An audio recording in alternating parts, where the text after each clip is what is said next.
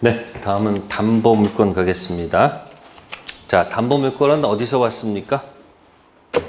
담보물건 어디서 왔을까요? 네? 똑같아. 어디서? 본건. 여기 계속해요. 여기 무슨 건이 있고요. 점유권이 있고 그 다음 무슨 건? 본건. 이때 물어봅시다. 점유할 권리. 뭐 할 권리요? 점유할 권리는 점유권일까요? 본권일까요? 점유할 권리는 점유권이다, 본권이다? 뭘 물어보니까 심각하게 생각하지 마시고 그냥 생각 안 나도 대답해버려. 에? 점유권 아니고 뭐다?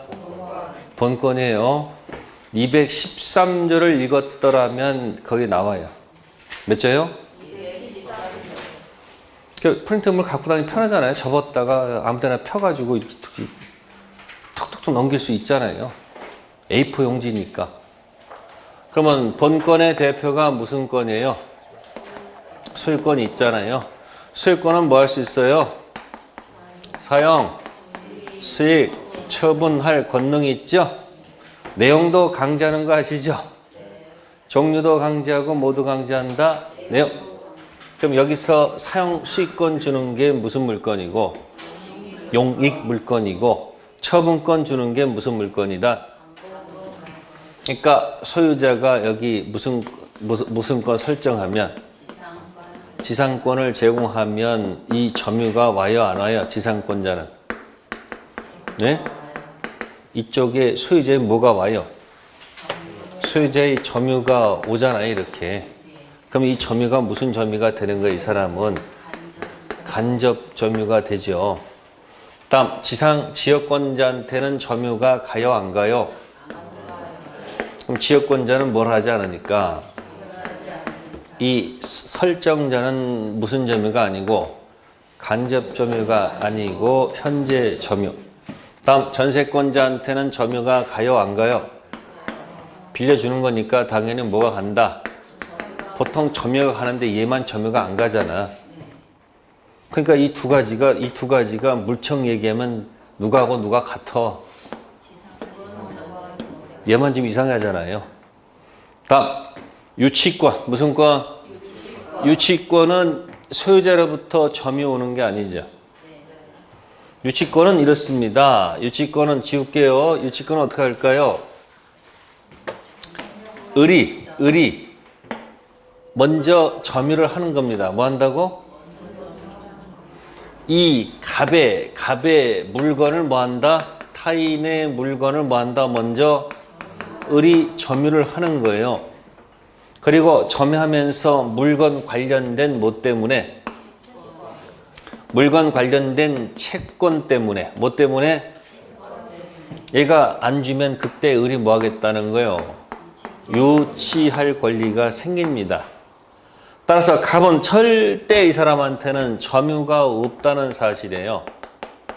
이 사람은 현재 점유도 아니고 또 무슨 점유도 아니고 간접 점유도 아니고 이제는 오직 뭐만 있을 뿐 본권, 대표, 소유권만 있다 이야기야. 이 점유는 누가 갖고 있는 거예요? 을이 갖고 있는 거예요. 그러니까 이 특질이 벌써 뭐 하다가 이렇게 그 물건 관련된 채권 때문에 무슨 권이 돌아가요? 유치권 돌아가니까 본권, 유치권이 누구 눈치 보고 살아가요? 맨날 누구 눈치 보고 살아가요? 아이고 점유가 돌아갔었네. 그럼 어떻게 돼? 빨리 따라 죽어야 돼? 안 따라 죽어야 돼? 그러니까 점유가 상실되면 모두 상실한다. 유치권도 자동적으로 상실하지요. 그러다가 이 상실이 만약에 침탈이면 뭐라면 침탈당한 날부터 몇 년 이내에 1년 이내에 몇 조를 던져서 204조를 던져서 점유를 뭐 하게 되면 회수하게 되면 본권 유치권도 자동 부활하겠죠. 언제 부활해요? 점유가 필수 그때부터요? 상실 처음부터요? 상실 처음부터 점유가 다시 뭐 하면? 부활하면 유치권도 다시 뭐 할 것이다? 이 뜻은 무슨 얘기예요? 유치권자는 204조 몇 조?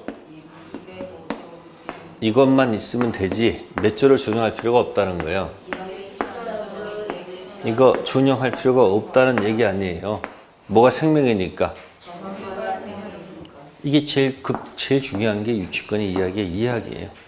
그러니까 맨 위에 지금 조문에 유치권 내용 나오죠. 처음부터 유치권자가 아니죠. 타인의 물건이죠. 자기 물건 가지고 유치권 됩니까? 안 돼요. 그럼 아까 여러분들이 지상권자가 무슨 권자가? 그 토지, 타인 토지 빌렸었죠. 그러다 거기다 건물 지었지. 건물이 지상물입니까? 부속물입니까? 지상물이죠. 그러면 기간이 끝나면 1차적으로 갱신 청구 들어가지. 이때 주인이 예스하면 갱신되는데 거절하지. 거절하면 그때 들어가는 게 뭐죠? 지상물 매수 청구권이죠. 이 지상물 매수 청구권 가지고 유치권이 가능할까요?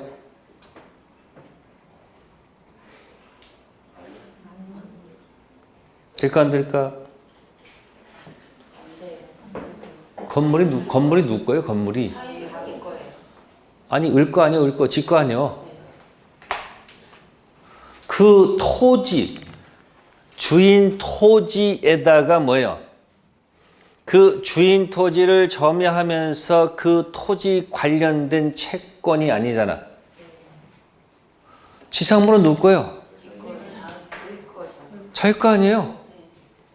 그럼 자기가 소유자면서 자기가 유치권 행사한다는 것은 논리가 안 맞을 거 아니에요. 부속물도 마찬가지예요. 무슨 물도요? 기존 건물 허락 증축 구분 소유가 됩니다. 뭐가 된다고요? 기존 건물 허락받아서 증축했는데 그 부분이 구분 소유가 됩니다. 그럼 구분 소유가 된다는 얘기는 기존 임대인 거예요? 임차인 거예요? 임차인 거 아니에요. 그러면 그 부속물 매수권이 나중에 인정되지? 그럼 부속물 매수권 가지고 유치권이란 말이 인정될까 안 될까? 왜 안 돼요? 부속물은 자신의 소유지 타인께 아니잖아. 아니 억지로 유는 게 아니고 뭐 글자 가지고 유니까 유치권 되고 부는 유가 안 맞고 지는 유가 안 맞고 이게 아니에요. 저는 지금 그 원리대로 일단 뭐 하라고? 일을 하란 말이에요. 그러니까 그 물건 점유하다가 그 타인 물건 관련 채권 때문에 무슨 권? 유치권. 자기 물건 가지고는 유치권 안 됩니다. 자기 물건의 대표가 무슨 물이에요? 지상물하고 뭐예요? 부속물은 자기 겁니다. 자기 물건 가지고는 뭐 할 수 없다. 유치란 말은 인정된다 안 된다? 안 됩니다. 타인 물건, 동산, 부동산 유치권이 있어요 없어요? 부동산 유치권이 있어요 없어요? 물파 거기 물건 되시니까 당연히 동산 부동산 다 되는 거겠지. 아니 거기 물건이라고 돼 있잖아요. 그러니까 맨날 의무로 물건 읽으니까 맨날 물건이 뺏기 안 해. 읽을 때마다 물건 속에는 뭐도 있고 뭐도 있구나. 부동산도 있고 동산도 있으니까 물건이라고 표현했겠죠. 부동산 유치권은 등기사항이다 아니다?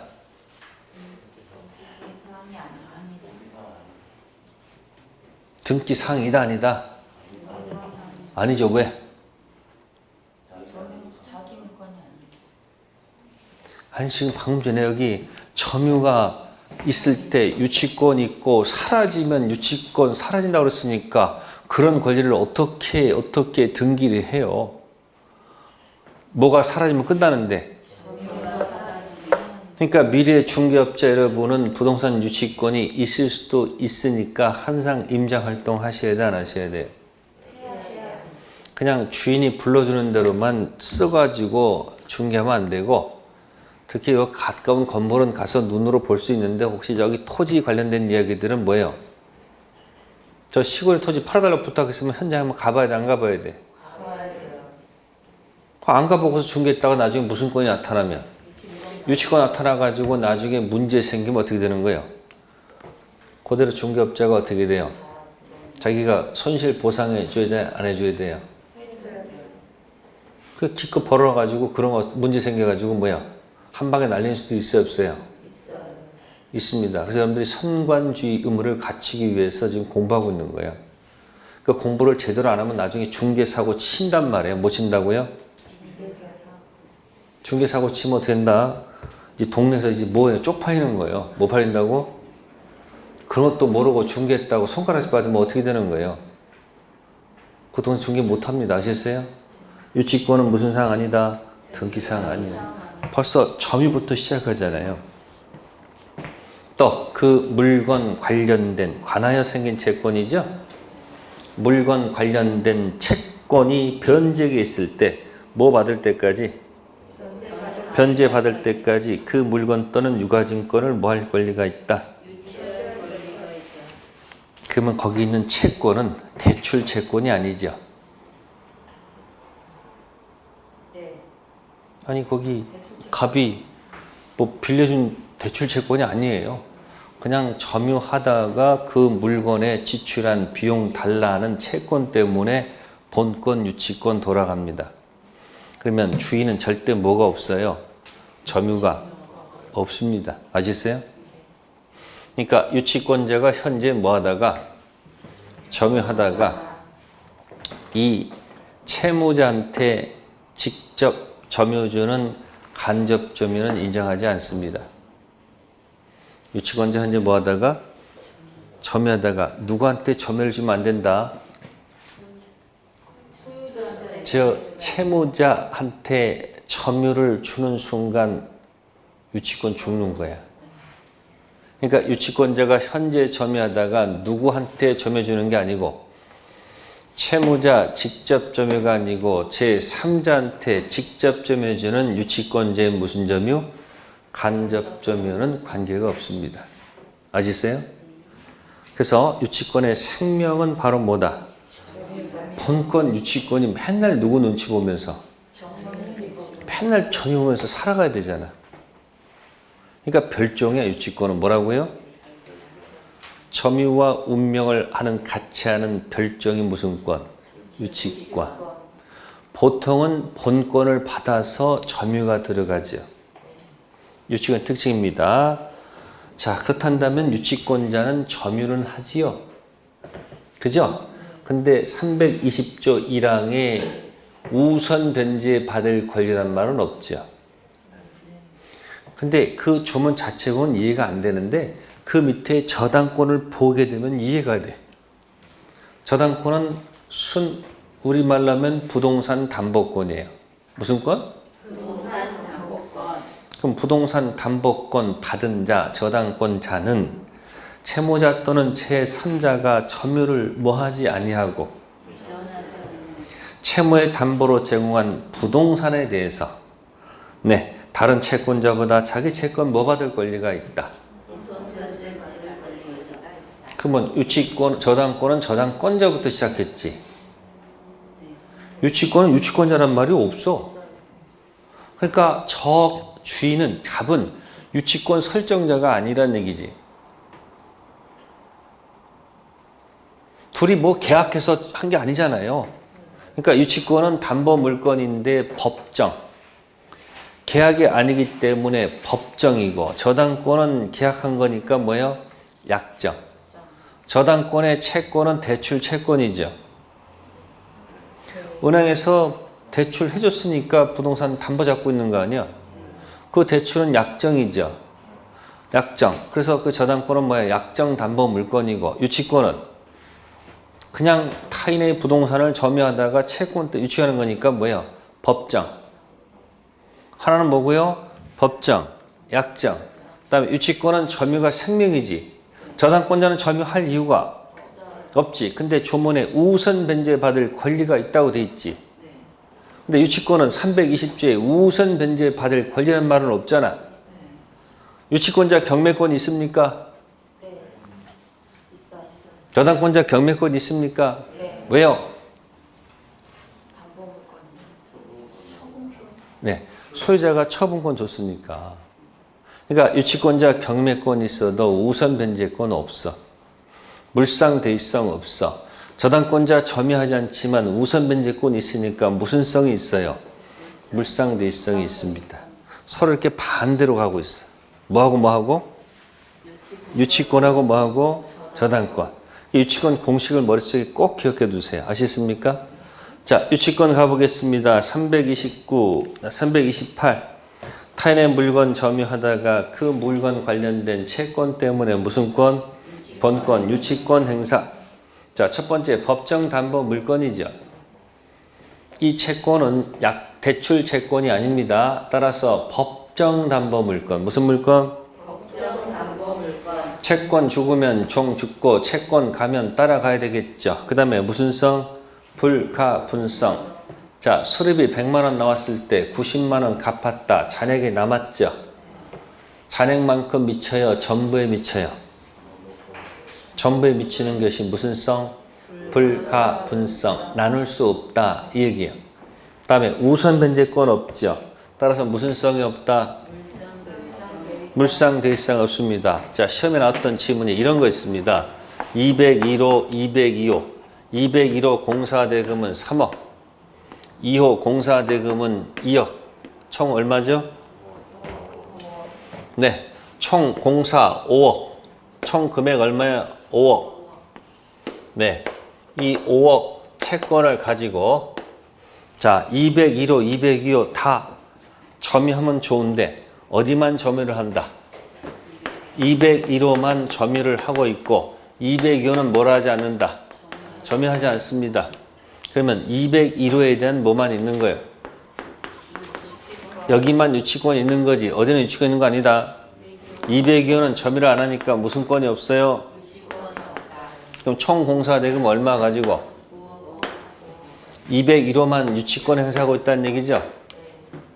이해됐어요? 자, 이때 채무자가 여기 201호 3억만 갖고 얼마만 갖고?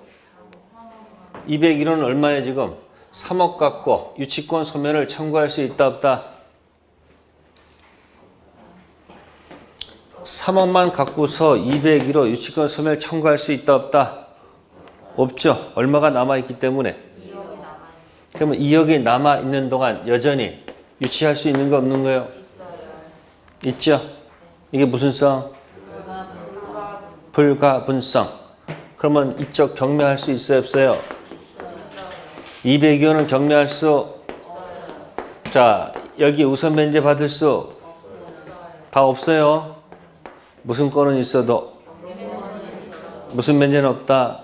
물상대의성은 없습니다. 다음 우측 갑니다. 유치권, 성립여권, 타인의 물건. 자기 물건 관련돼서는 유치권 인정 안 된다고 그랬죠. 아까 가장 대표가 뭐 있었어요? 네, 임차인 소유 지상물, 임차인 소유 부속물. 그러니까 임대인 부동산 점유증 관련된 채권이 아니죠. 자기 물건 가지고는 뭐가 안 된다? 유치권 안 돼. 항상 무슨 물건? 타인 물건. 다음 유치권 인정 안 되는 것들. 자, 보증금은 왜 유치권이 안 됩니까? 아니, 그 물건 점유증 그 물건 관련된 채권이 아니죠. 보증금 걸고 점유받고 들어가잖아요. 그 뭐 가지고는? 유치권 공식이 안 맞지. 권리금도 안 맞지. 지상물, 부속물은 아까 제가 뭐라고 그랬어요? 그 물건이 아니고 자기 물건이기 때문에 유치권이 안 되는 거예요. 그럼 되는 것은 뭘까요? 밑에 임차인의 무슨 비 가지고 필요비 유익비 가지고 무슨 권? 가능성이 들어가죠. 자, 임차인이 필요비 지출했습니다. 1. 즉시다. 2. 종료시다. 3. 반환시다. 임대차는 즉시. 유익비는 1. 즉시다. 2. 종료시다. 반환시다. 유익비 종료 후. 뭐라고요? 종료 후.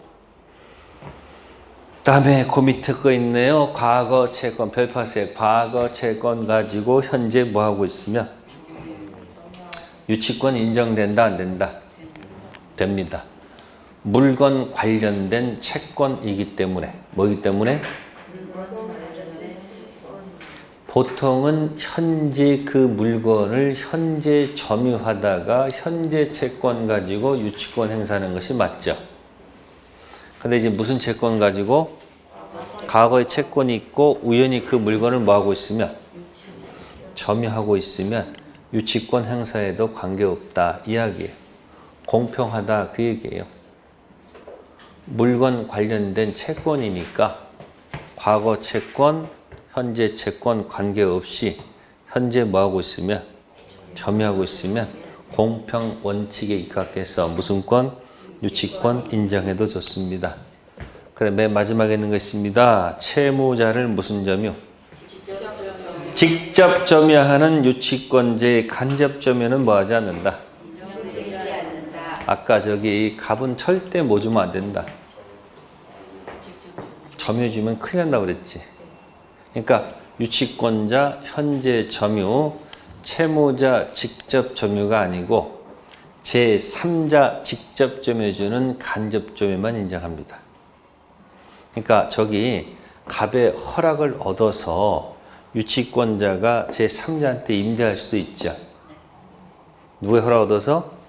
갑 허락 얻어서 유치권자가 현재 점유하다가 누구한테 점유준 게 아니고 채무자한테 직접 점유준 것이 아니고 누구한테? 제3자를 직접 점유하는 무슨 점유? 간접 점유 유치권 인정한다는 게 판례 태도입니다. 그것도 쉬운 판례는 아닙니다. 어쨌든 채무자한테 뭐 주면 큰일. 쟤는 절대 뭐 주면 안 된다. 뭐만 있는 거예요 지금 저기. 본권만 있는 거예요. 자, 유치권 효력 334페이지. 유치권은 모든 사람한테 주장할 수 있죠. 물권. 밑에 화살표. 그런데 유치권자는 경락인에게 뭐 할 수는 있으나 유치권 행사할 수 있으나 뭐는 안 된다. 채권 변제는 안 된다. 자, 보세요. 갑의 공사대금 이 사람이 채무가 10억. 자, 을은 공사대금 채권 때문에 지금 현재 유치권 행사죠. 유치권은 달라는 거 못 주겠다는 얘기죠. 자, 이렇게 유치하고 있는데 갑의 부동산이 경매로 넘어갔다. 네, 병이 경매했다는 얘기예요. 병이 타인이 경매했어요. 네, 1억의 낙찰을 받았어요. 자, 정이 낙찰을 받았습니다. 자동 취득이에요? 등기 취득이에요? 그 밑에 여기 이 새로운 경락인한테 정이 있으면 이 을이 유치권 행사해서 못 주겠다 할 수는 있지만 이 10억을 달라 할 수는 없다는 얘기예요. 채권은 온리 누구한테만, 유치권은 물권은 올. 이쪽 저쪽 다 거절할 수 있죠. 나눠 생각하십니다. 경락인에게 물권, 유치권 행사할 수는 있으나 뭘 한단다. 그래서 이제 와가지고 이제 흥정합니다. 얼마 주면 이 유치권 풀래? 아니면 또 경락받기 전에 을한테 가서 합의합니다. 내가 나중에 경락받으면 얼마면 풀 것인지. 그래서 보통 뭐가 있으면 유치권 있으면 잘 경락을 잘 안 받습니다. 아시겠습니까? 어쨌든 유치권에 관한 얘기고요. 그 다음에 유치권은 경매가 있으나 뭐가 없다? 우선 변제권 없다. 따라서 무슨 성이 없다? 물상대성이 없다. 저당권자는 우선 변제권이 있을까 없을까? 있어요. 물상대성이 있을까 없을까? 있어요. 있습니다. 건물 관련돼서 A는 채권 때문에 현재 유치권 행사 중, B 돈 빌려준 대출 때문에 저당권 갖고 있었다. 자, 건물이 화재가 났다. 뭐가 났다고요? 자, 유치권자 불 끄러 갑니까? 불 구경 갑니까? 빨리 답하세요. 유치권자는 불 구경에 불 끄러 가야 돼요. 불 끄러 가야지. 왜? 점유 사라지면 죽는단 말이에요. 자, 저당권자는 불 났대. 어떻게 해야 돼요? 불 구경 가도 되겠네. 이유는 얘는 여기 뭐가 생명이고 얘는 점유가 생명이고 얘는 뭐 하지 않으니까 그러다 홀라당 다 탔어. 자연스럽게 이쪽에 화재 보험금이 있었다. 무슨 금? 보험금 청구권이 있다면 저당권자는 입장권이 있다고 그랬죠. 그래서 무슨 권? 이 입장권은 원래 어디 들어가야 돼요? 경매 들어가는 거죠. 이걸 일로 가는 거예요. 이렇게. 이걸 뭐라 한다? 물상 대위성이라고 해요. 근데 유치권자는 뭐가 없었기 때문에 우선 면제가 없었거든요. 어차피 여기 들어가 못 들어가? 어차피 어디 못 들어갔었어. 경매는 할 수 있지만은 경락대금 먼저 받을 권리는 없거든요. 그래서 유치권자는 무슨 권은 있어도 뭐가 없다. 우선 변제권 없기 때문에 무슨 성? 물상대성이 없고 우선 변제 있으면 물상대성이 있습니다. 그런 차이가 있습니다. 자, 그 다음에 밑에 가면 336 유치권자는 무슨 의무 부담한다? 선관주의 의무 부담하고요. 그 다음에 점유가 상실하면 본권 유치권이 뭐한다? 소멸합니다. 그래서 본권 유치권 물청은 인정하지 않습니다. 있는 건 뭐밖에 없다? 본권 아닌 점유권 물청밖에 없죠. 그러니까 204조, 205조, 206조만 있으면 되지 213조, 214조 준용할 필요는 없잖아요. 뭐만 살려내면 점유만 살려내면 바로 뭐가 살아나니까 본권 유치권이 살아나기 때문에 그렇다. 그런 이야기입니다. 네, 유치권 잘 기억해 두시고요. 자, 그 다음에 338 저당권 가겠습니다. 자, 저당권의 특징은 뭘 하지 않는다? 네, 우선 변제 받을 수 있다는 것. 그러니까 완전히 점유를 하지 않는다. 그 다음 무슨 변제? 그럼 이제 생각해 보세요. 가장 좋은 건 뭘까요? 자, 갑하고 을이 있으면 갑이 자, 을이 뭐 때문에? 채권 때문에 여기 뭐 갖고 있다? 저당권. 그러면 을은 뭘 하지 않고요? 점유는 누가 하고 있어요? 갑이 한다는 얘기죠? 그럼 가장 좋은 건 뭐예요? 가장 좋은 건 뭐예요? 돈 갚는 거지 뭐. 그 채무를 뭐 하게 되면 그럼 채무를 변제하면 그죠? 이 등기부에 저당권이 있죠? 무슨 권? 이 저당권 등기는 또 들어갑니다. 예, 자동 소멸이 맞을까? 그래서 실제로 말소해야지 소멸할까? 이게 아니고 여기죠. 그 이유는 채권이 뭐가 되고 저당권이 종입니다. 주가 죽으면 뭐도? 이게 무슨 성? 부종성. 무슨 성? 자, 그러함에도 불구하고 지금 어떤 분은 여기서 소멸하는 것이 아닌가라고 이렇게 의심을 푸는 사람도 있어 없어 지금? 의심 푸는 사람 있을 거 아니에요. 그럼 만약에 여기가 만약에 맞다고 한다면 어디가 맞으면? 여기가 아니고 여기가 맞다고 한다면요. 이렇게 얘기한답니다. 채무자가 돈 채무 변제할 테니까 너 말소해주라. 네가 말소해줄 때까지 너도 변제기고 나도 변제기 아니냐 이렇게 주장하지 않을까? 언제 소멸하면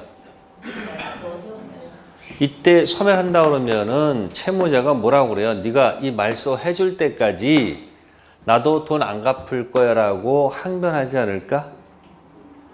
이때 소멸하면 이 두 가지는 무슨 관계다?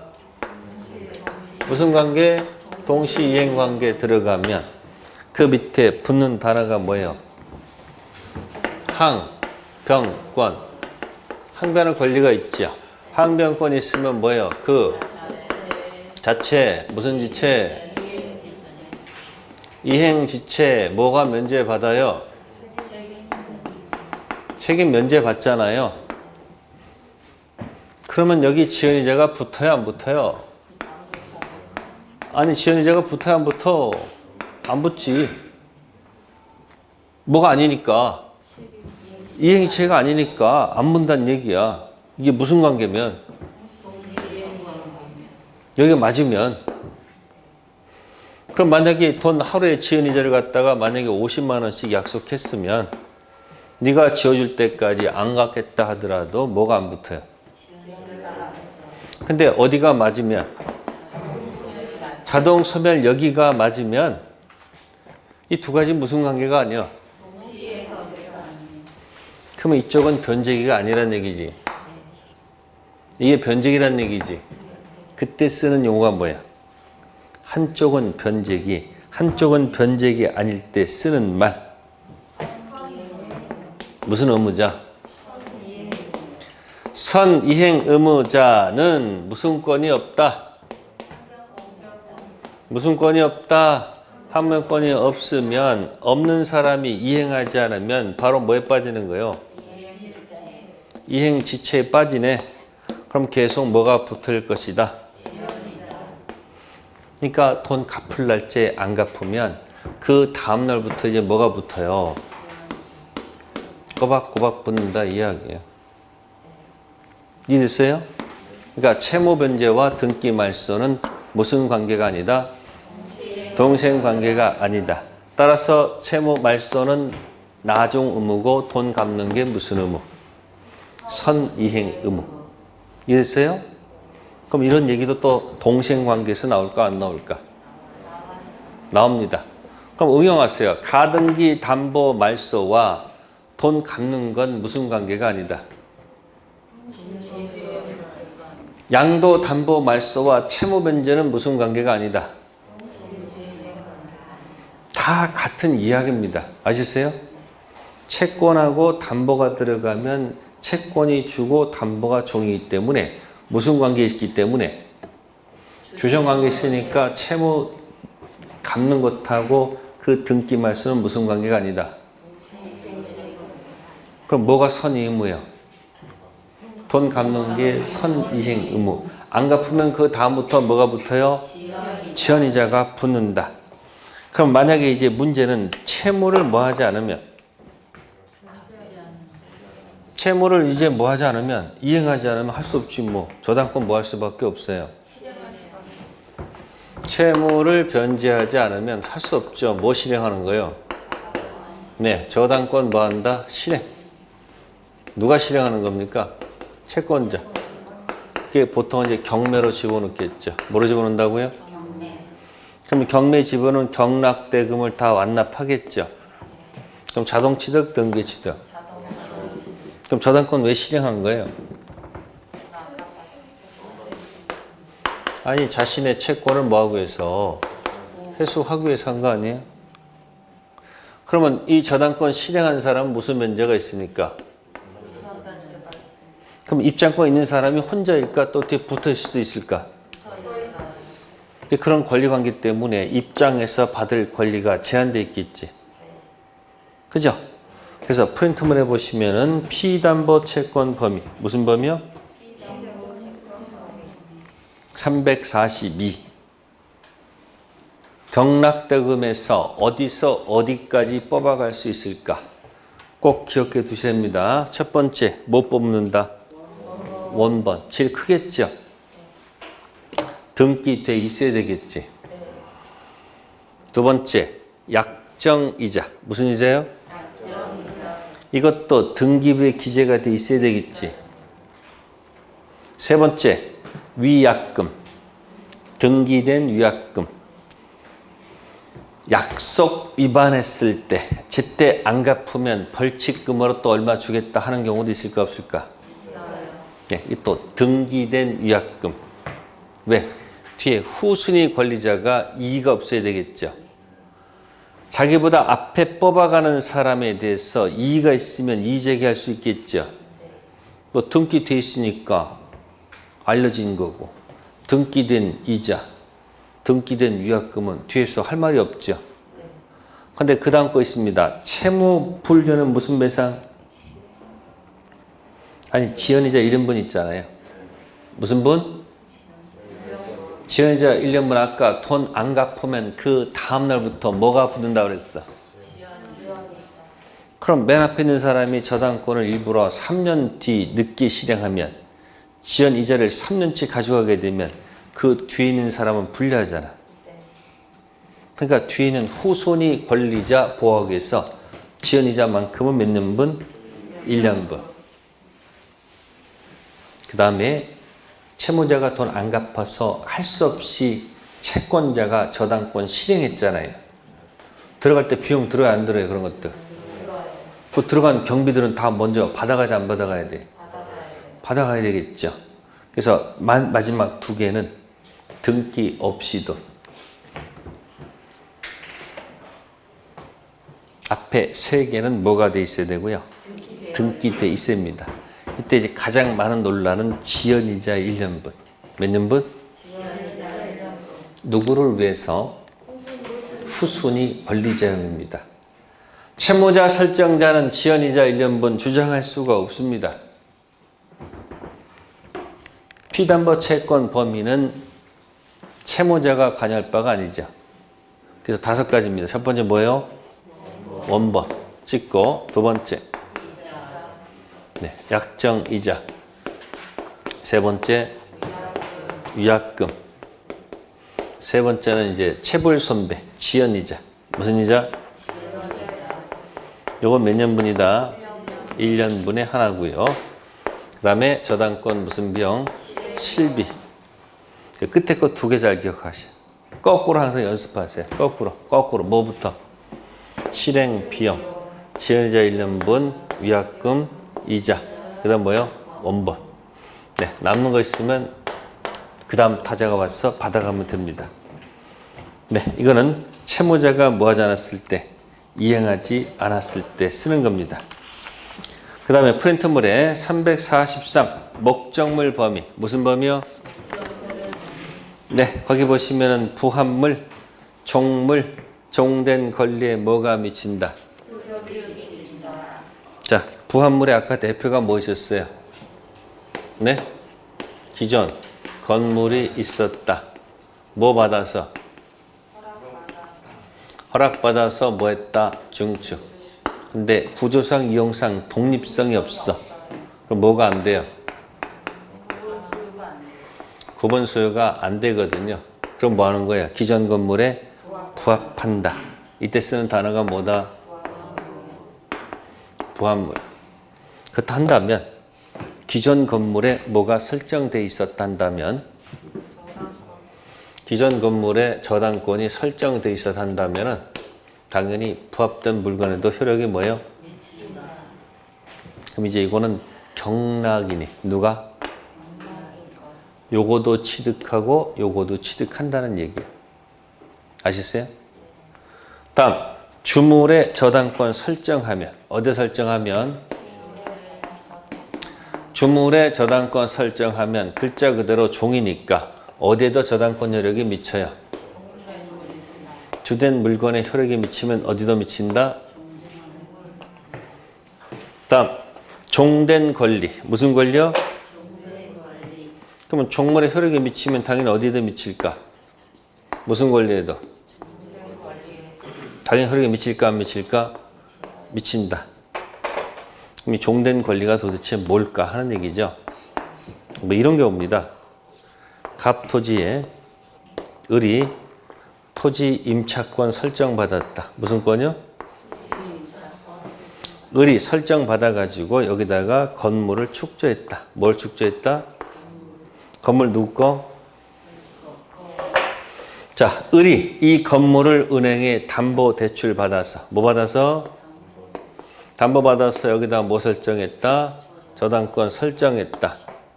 이 저당권 효력은 건물에 미친다 안 미친다? 당연히 미치겠죠. 그죠? 그러면 이 저당권 효력은 이 토지 임차권에도 미친다 안 미친다? 토지 임차권 가지고 건물을 축조해서 이 건물을 담보대출 받아서 저당권 설정하게 되면 이 건물 저당권 효력은 당연히 건물에도 미치겠죠. 이 임차권에도 미칠까 안 미칠까 하는 얘기예요. 자, 만약에 안 미치면 경락받은 건 이것밖에 없죠. 이것밖에 없잖아. 토지 임차권 못 가져가는 거지. 그럼 날라다녀야 되지. 미치면 토지 사용할 수 있는 거지. 자, 이런 것을 두고서 종된 권리라고 표현하는 겁니다. 무슨 권리? 토지 임차권 받아서 건물 축조해서 건물의 저당권 설정하면 저당권 효력은 어디에도 미친다? 토지 임차권에도 미칩니다. 유추 적용하는 겁니다. 종물에 미쳤듯이. 그 다음 그 밑에 과실에는 원칙적으로 뭐 하지 않으나?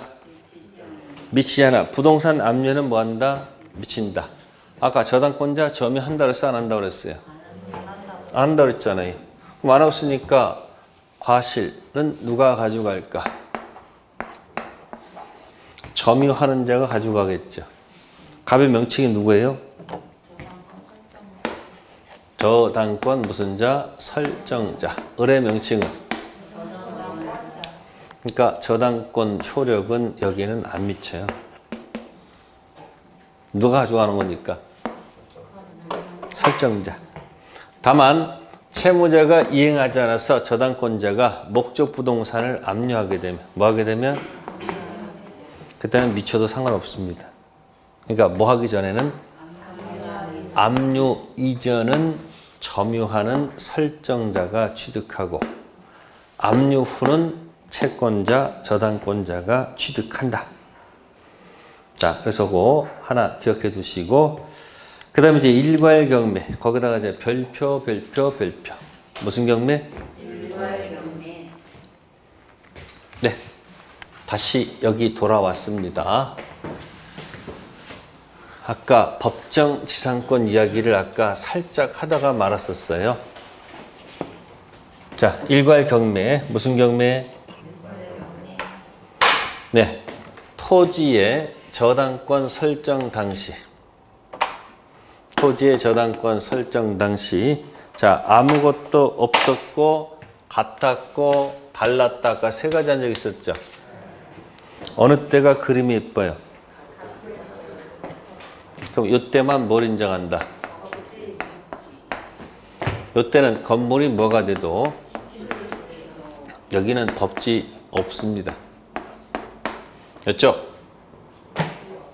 법지 인정하지 않습니다. 그럼 법지가 인정되면 일단 건물은 뭐 되지 않는다? 철거되지 않습니다. 법지가 없는 왼쪽 건물 철거돼야 됩니다. 뭐 된다고요? 자, 이쪽은 건물이 철거될 수도 있고 안 될 수도 있습니다. 그럼 이 세 가지 경우를 옆으로 늘어뜨려서 설명을 드리면 첫 번째 맨 X는 이런 거죠. 빈 토지, 갑 토지. 자, 여기에 뭐가 설정된 거죠? 저당권이 설정된 거죠. 아무것도 없었죠. 그래서 빈 토지 갖고 있다가 여기다가 학교 앞에다가 원룸 지으면 돈 벌 수 있다는 말을 듣고서 토지를 담보로 제공해서 돈을 빌려 써가지고 여기다 뭐를 지어요? 건물을 멋있게 지었습니다. 그런데 코로나 때문에 뭐예요? 다 채우지 못하고 한 70%가 공실이야. 그러면 은행 이자 내기가 굉장히 뭐예요? 부담스럽겠죠. 그래가지고 이 토지가 저당권 실행이 돼서 뭐로 넘어가면 경매로 넘어갔다. 자, 병이 경락받았다. 그럼 당연히 갑한테 공격하려고 하겠죠. 그래서 그 병은 내 토지에서 뭐하라? 나가라. 그래서 건물 뭐하라? 철거를 요구할 수 뭐예요? 네, 있다 없다 이렇게 나눠질 거예요. 그래서 처음에는 정상으로 대답했는데 또 어느 순간에 물어보면 또 뭐예요? 또 다른 답을 하고 왔다 갔다 합니다. 자, 두 번째는 처음부터 뭐가 있어야 돼요? 처음부터 갑 토지에 누가 건물 지었어요? 갑이 건물 지은 상태에서 을이 여기다가 뭐 설정했다? 토지 건물이 같죠. 그래가지고 뭐로 넘어가면? 경매에 넘어가면 상황은 똑같죠. 결과는 똑같은 상태에 이렇게 똑같이 병도 뭐라 그럴까요? 또 건물 철거 요구할 수 또 뭐 있다 없다 나올 거 아니에요. 이렇게. 자, 세 번째입니다. 세 번째는 이런 경우. 어떤 경우? 세 번째 이런 경우예요. 갑토지가 있었다. 첫 번째, 네, 토지 임차권 설정받아서 뭐 설정받아서요? 임차권 설정받아서 임차권은 등기를 하지 않고 뭐 하지 않고? 여기다가 건물을 축조했다 이야기예요. 누가? 을이. 그 다음에 이 건물 관련돼서 건물을 뭐 하지 않는 경우도 있고 등기하지 않는 경우도 있고 하는 경우도 있겠지. 또 지상권을 설정받아서 뭐 설정받아서? 지상권은 등기사항이죠. 건물 지었다. 그 다음에 세 번째는 무단신축. 무슨 신축이요? 어쨌든 건물, 토지 건물은 다르잖아요. 이런 상태에서 여기다가 뭐 설정하게 되면 병이라 할게요. A라 할게요 그냥. 그러면 토지의 저당권 설정 당시 토지 건물이 다르죠. 갑 A니까. 그럼 이래 가지고 만약에 저당권이 경매로 넘어가게 되면 새로운 주인이 나타났다 이야기의 병이. 건물 주인은 A죠. 그럼 이래 됐을 때 이 병이 건물을 뭐예요? 철거 요구할 수 뭐예요? 있다 없다가 나올 거 아니에요. 그럼 맨 밑에는 다른 원인 가지고 공격해 보세요. 자, 첫 번째 임차권 뭐 하지 않았다. 근데 여기 건물 뭐 했으면 이 족보가 있죠. 저당권 등기도 족보가 있어요 없어요? 이 족보가 빨라요? 이 족보가 빨라요? 이거 빠르죠? 그러면 뭐 할 수 있어요? 경락인에게 뭐 할 수 있다? 대항할 수 있겠지. 자, 그런데 뭐도 안 돼 있으면 이 족보가 없잖아요. 그러면 경락인은 뭐 할 수 없는 거예요? 대항할 수가. 무단신축자는 당연히 대항할 수가 없죠. 그러니까 이와 같은 경우에는 뭐야? 건물을 철거 요구할 수 있는 경우도 있고 두 가지가 난다는 얘기예요. 그 다른 원인 가지고 얘기하면 되는 거지. 여기다가 굳이 뭐 얘기할 필요 없는 거예요. 법정의 상권 얘기할 필요 없는 거예요. 여기는. 이 이야기가 지금 이거 아니에요. 이거. 다른 원인 가지고 쓰면 되는 거지. 다시 여기다 뭐 인정할 필요 없다.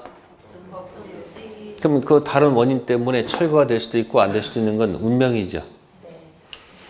그럼 여기서 이제 제일 같은데 여기 요때만 뭐가 인정받아요? 법지가 인정받으니까 그러니까 건물 철거 요구할 수가 있다가 아니고 뭐예요? 왜? 갑한테는 뭐가 있기 때문에?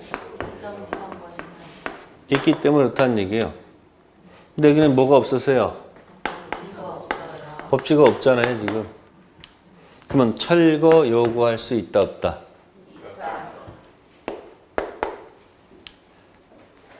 그럼 여기서 누가 제일 억울해요? 세 가지 중에서. 이게 제일 억울하잖아. 그러니까 이렇게 됐을 때 좀 머리가 좋으면 여기서 은행을 한번 갈아타면 되잖아요. 이렇게. 앞에 거 갚고 다시 여기다 저당권 설정하면 갔잖아. 그걸 안 하니까 건물 뭐 되는 거예요, 여기 지금? 철거되는 거 아니에요? 그죠? 자, 그럼 여기서 제일 억울한 게 이건데, 사실은 이제 이 첫 번째에서 제가 지금 경매가 됐다고 하니까 이렇게 말하는 거지, 실제상은 경매가 잘 되지 않아요. 뭐가 되지 않는다고요? 그러니까 채권자 입장에서 채권자는 경매가 안 될까봐, 뭐가 안 될까봐, 경매가 안 될까봐 혼자 끙끙거리고 있고, 뭐 한다고요? 법지 없으니까 건물 철거해서 수익 올리고 하는 특수 목적 있는 사람은 문제가 없는데, 보통 경매 안 받으니까 경매가 안 되면 돈 못 받잖아요. 또 이 각 입장도 곤란하죠. 이쪽은 또 뭐가 될까봐, 경매가 되면 건물 철거가 되잖아. 그러니까 경매 될까봐 굉장히 뭐 하는 거예요? 끙끙거리잖아요. 이쪽은 경매가 안 될까봐 안 돼서 끙끙거리고, 여기는 될까봐 끙끙거리잖아요. 서로 이게 힘들잖아요. 이 두 사람을 해결하는 신의 한 수를 발견했다. 신의 한 수가 뭘까 봤더니 일괄경매. 무슨 경매? 그러면 토지 건물 몽땅 다 뭐 해버리면, 자, 한꺼번에 경매를 집어넣게 되면 무슨 경매? 일괄 경매를 하게 되면, 그죠? 쉽게 경락될 것이다. 그럼 누가? 저당권자 끙끙거리를 해소할 수 있죠. 다음, 일괄 경매 하더라도 돈은 두 가지 나눠서 내야 됩니다. 아시겠어요? 무슨 대금하고 무슨 대금하고 토지 대금하고 무슨 대금 따로따로 내야 됩니다. 그래서 저당권자는 여기 들어와서 토지에서 배당받으면 되죠. 건물 철거될까봐 한 푼도 못 받고 끙끙거렸는데, 이 사람은 여기 와서 건물 대금 가져가면 되잖아. 을은 토지에서 가져가고 건물자는 철거한테 가져가면 서로 득이 되잖아요. 무슨 경매? 그래서 저쪽 그림에다가 비교하면 요때 무슨 경매? 일괄 경매의 가능성이 들어가. 그럼 처음부터 건물이 있을 때는 이쪽 저쪽은 일괄 경매가 전부 안 된다는 거. 뭐가 안 된다는 거? 이 세 가지 제목을 머릿속에 기억한 다음에 항상 연습하라는 얘기. 그러니까 일괄 경매가 먼저가 아니죠. 법지가 먼저 논의를 해야죠. 아무것도 없었다, 같았다, 달랐다, 같을 때 법지 있다. 아무것도 없고 다를 때는 법지 없죠. 그다음에 일괄 경매는 언제 쓰는 거예요? 아무것도 없다가 신축될 때 일괄 경매의 가능성 들어가지. 그러면 같을 때는 뭐는 있었지만 법지 있으니까 일괄 경매 할 이유가 없지.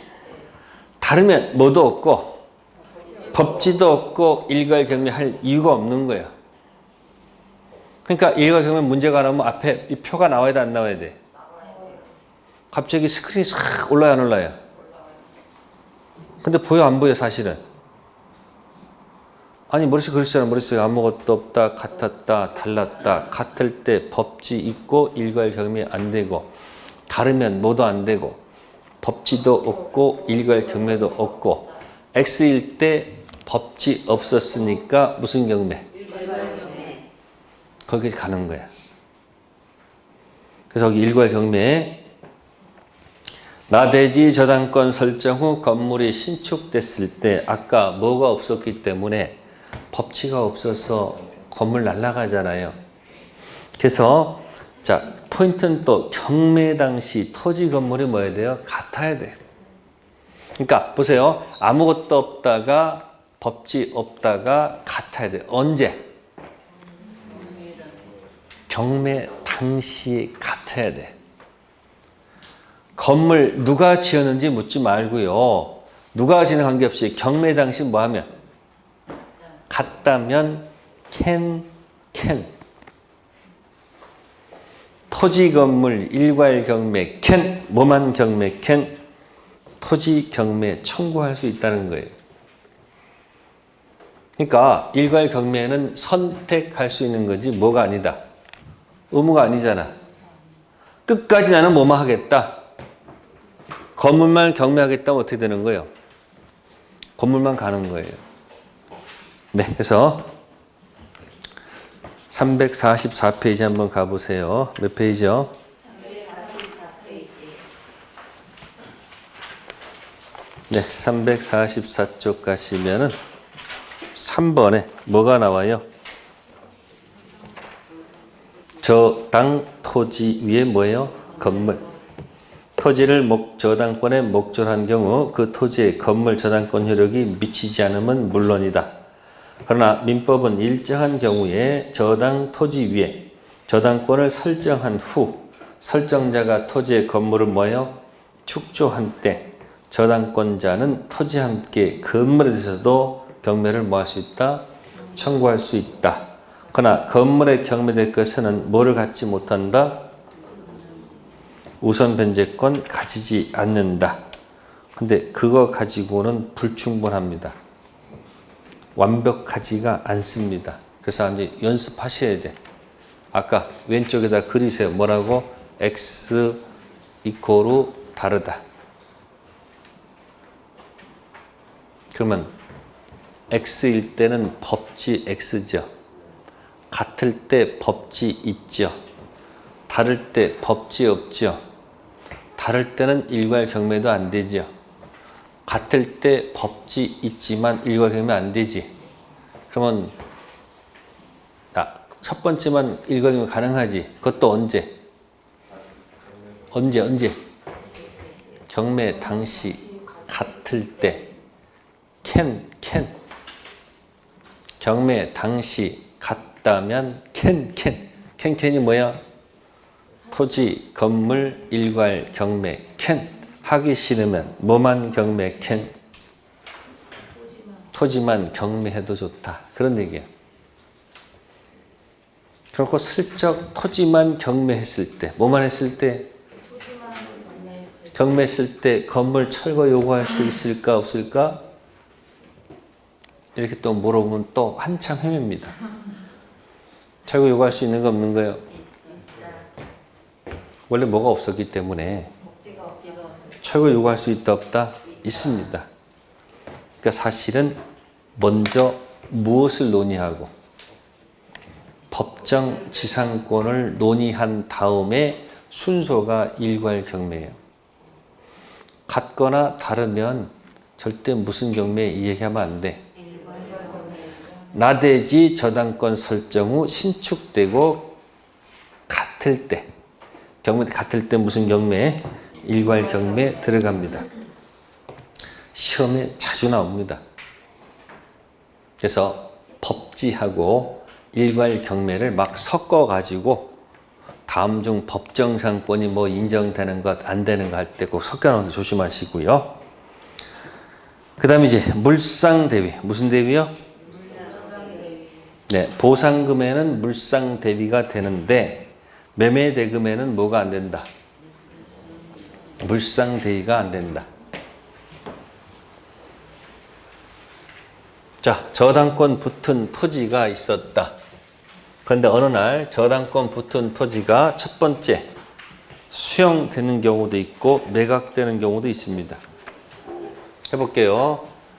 자, 저당권 붙어 있었던 뭐가 있었다? 토지가 있었다. 자, 첫 번째 팔렸다. 매각 토지. 두 번째 수용 토지. 무슨 토지요? 차이가 뭘까요?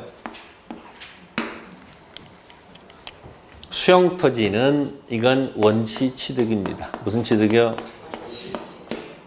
그러면 저당권 효력은 이 원시 취득됐을 때는 여기는 잘라지죠? 저당권 효력은 어디에 안 미친다?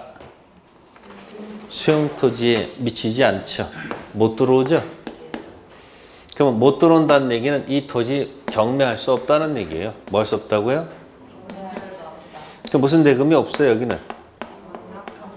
경락대금이 존재할 수가 없잖아요. 그러면 경락대금 존재할 수 없다는 얘기는 그래도 이 저당권 붙은 토지의 소유자는 보상금 청구권에 있을 거 아니에요. 무슨 권? 그럼 저당권자의 이 입장권을, 무슨 권을? 이 입장권을, 우선 변제권을 어디로 갈 수는 없으니 여기 못 가잖아요. 그러니까 어디로? 보상금으로 가도 좋잖아요. 이걸 뭐라 한다? 물상대위. 그리고 매각 토지 했을 때 아무 말이 없으면 이 매각하게 되면 저당권 그대로 안고 가야 돼, 안 갖고 가야 돼?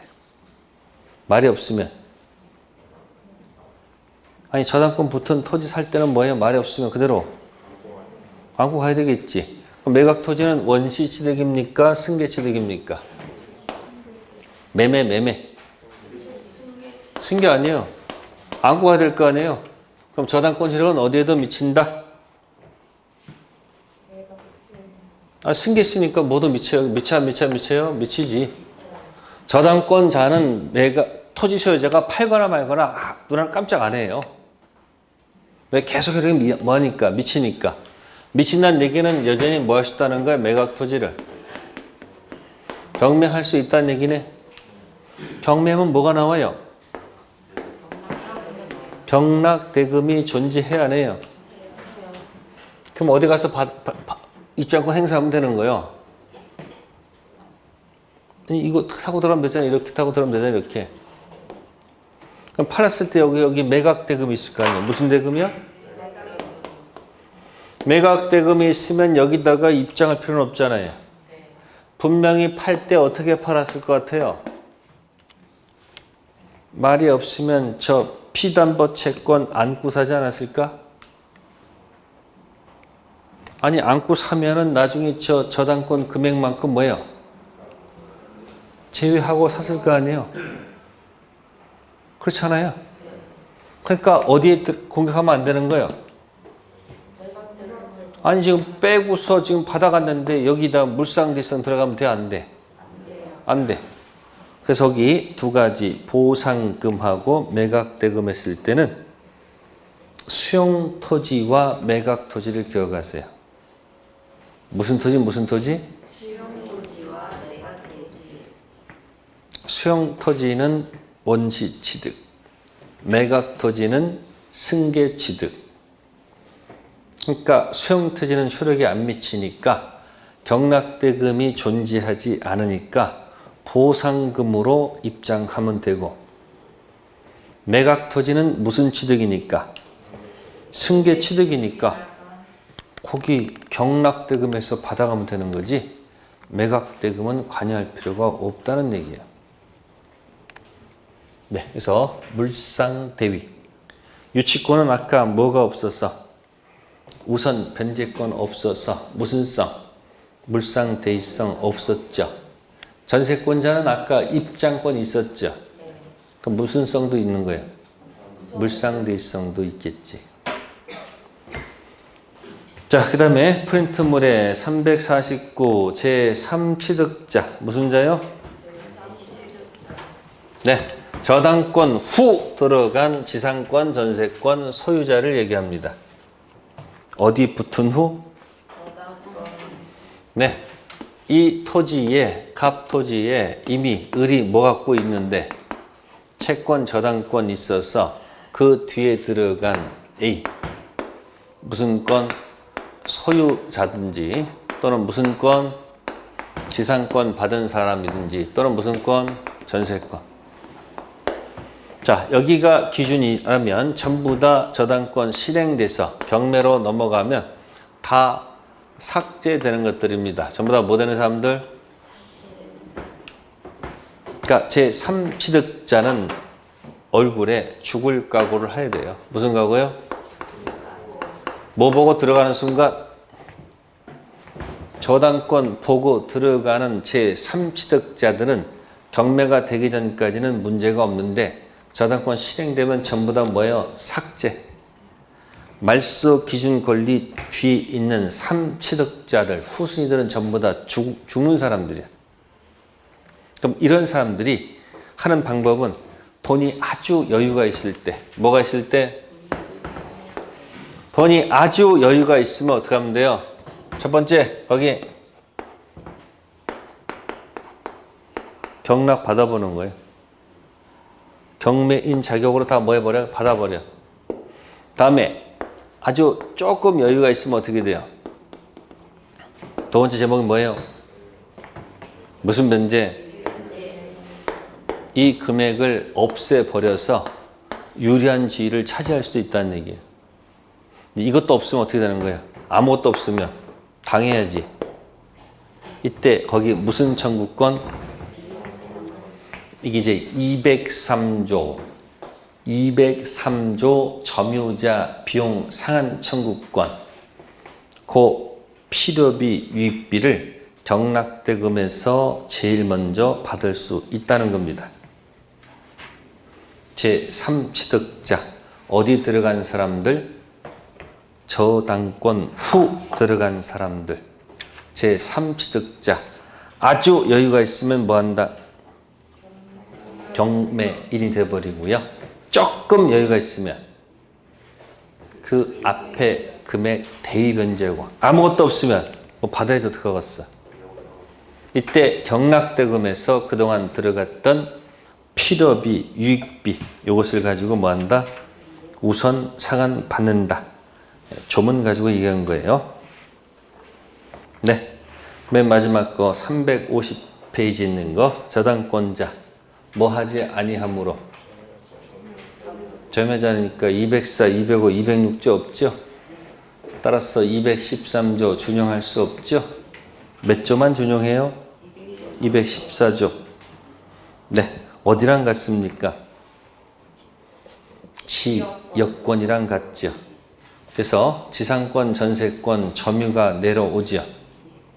그래서 213조, 14조, 204, 205, 206조 몽땅 들어가고 지역권, 저당권은 점유가 안 내려오죠. 그러니까 204, 205, 206조가 없고 213조 준용하지 않고 몇 조만? 214조만. 유치권은 별종이죠.